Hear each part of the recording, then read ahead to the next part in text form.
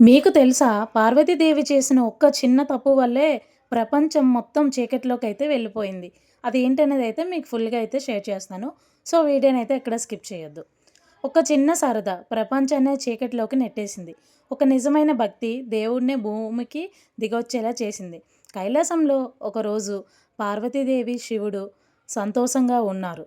అయితే ఏం జరిగిందంటే ఆనందంగా నవ్వుతూ పార్వతీదేవి సరదాగా శివుడు కళ్ళను అయితే తన చేతులతో మూసింది. కానీ ఆ ఒక్క క్షణం ప్రపంచానికి ఎంత పెద్ద పరిణయం తెచ్చిందో తెలుసా? శివుడంటే సృష్టి.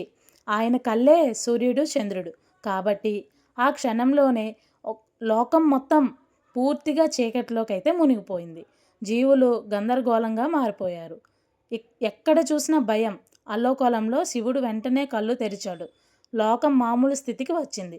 కానీ ఆయన కోపం తగ్గలేదు. పార్వతీదేవిని కోపంతో చూశారు.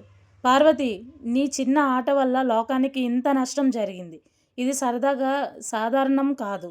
ఆ మాటలు విన్న పార్వతీదేవి దిగులుగా నిల్చుంది. భూమికి వెళ్ళి తపస్సు చేసి నన్ను తిరిగి పొందాలని శివుడు శాపమైతే ఇచ్చాడు అని శివుడు ఆజ్ఞాపించాడు.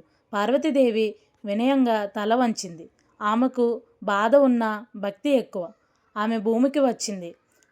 ఎక్కడికి వచ్చింది? కాంచీపురంలోకి అయితే అమ్మవారైతే అడుగు పెట్టడం జరిగింది. పవిత్రమైన కాంచీపురం నేలపై అడుగుపెట్టింది.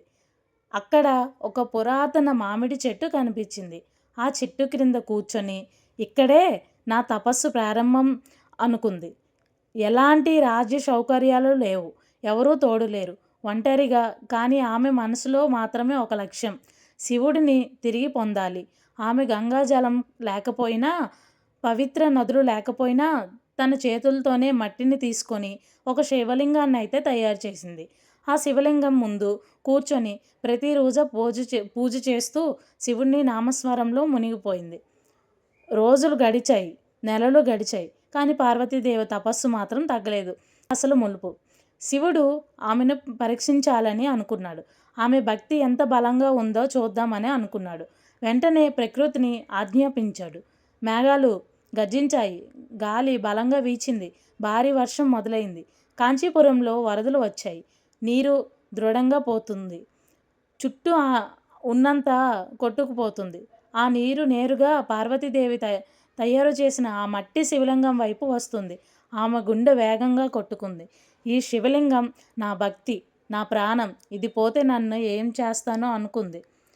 నీరు దగ్గర పడుతుంది, ఇంకా కొద్దిసేపు ఉంది. అప్పుడు పార్వతీదేవి తీసుకున్న నిర్ణయం చరిత్రలో నిలిచిపోయింది. ఆమె పరిగెత్తుతూ వెళ్ళి ఆ శివలింగాన్ని గట్టిగా కౌగిలించుకుంది. శివ, నేను నిన్ను వదలను, నా ప్రాణం పోయినా పర్వాలేదు అని ఏడ్చింది. నీరు పెరుగుతుంది, ఆమెను తాకుతుంది. కానీ ఆమె వదలలేదు. ఆ క్షణం ప్రకృతే ఆగిపోయింది. అద్భుతం జరిగింది. ఆ వరద నీరే ఆమె దగ్గరికి వచ్చి అక్కడే ఆగిపోయింది.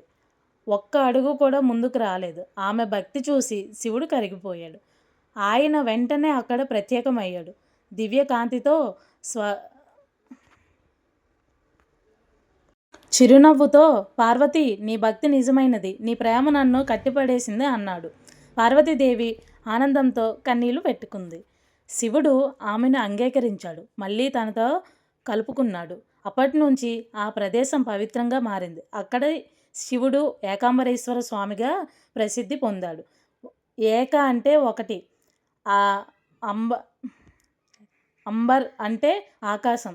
ఒకే ఆకాశం కింద పార్వతి తపస్సు చేసిన ప్రదేశం కాబట్టి ఈ పేరు. ఇక్కడ ఒక అద్భుతం, పార్వతీదేవి తపస్సు చేసిన ఆ మామిడి చెట్టు ఇప్పటికీ ఉంది. వేల సంవత్సరాల చరిత్ర కలిగినగా నమ్ముతారు. దాని 4 శకాలుగా 4 వేదాలను సూచిస్తాయని చెబుతారు. ఈ ఆలయం పంచభూతాల ఆలయంలో భూమి, పృథ్వీ స్థలంగా మారింది. ఇక్కడ శివలింగం మట్టితో తయారైనది కాబట్టి అభిషేకం చేయరు, అలంకరణ మాత్రమే చేస్తారు. నిజమైన భక్తి ఉంటే దేవుడికి కూడా కదిలించగలం. మనసు నిజంగా ఉంటే ప్రకృతి మన కోసం ఆగిపోతుంది. మన నిజమైన భక్తితో మనం ప్రార్థిస్తే దేవుడు కూడా మన కోసం వచ్చి మన భక్తి శ్రద్ధలను చూసి తను మురిసిపోయి తను మన ముందే ఆగిపోయి మనకు ఏం కోరుకుంటే దాన్ని ఇచ్చేలా అయితే జరుగుతుంది. కానీ మనం ఏం కోరుకున్నా, ఏం చేసినా సరే అందులో అయితే నిజాయితీ ఉండాలి. ఎవ్వరిని కూడా కించపరిచేలాగా, ఇంకొకరి లైఫ్ పోయేలా అయితే ఉండకూడదు. సో, ఇది మన కాంచీపురంలో ఉన్న ఏకాంబరేశ్వర స్వామి ఆలయం చరిత్ర. ఇప్పటికీ కూడా ఆ అమ్మవారు ఆ చెట్టు కింద పూజించే ఆ చెట్టు, ఆ మామిడి చెట్టు ఇప్పటికి కూడా అలానే ఉంది. కానీ 150 సంవత్సరాల కిందటి చెట్టు కాబట్టి దాన్నైతే కొట్టివేసి భద్రంగా అయితే ఒక బాక్స్ టైప్‌లో అయితే స్టోర్ చేశారు. ఆ చెట్టు నుంచి వచ్చిన ఇంకొక చెట్టునైతే ఇప్పుడైతే పూజించడం జరుగుతుంది.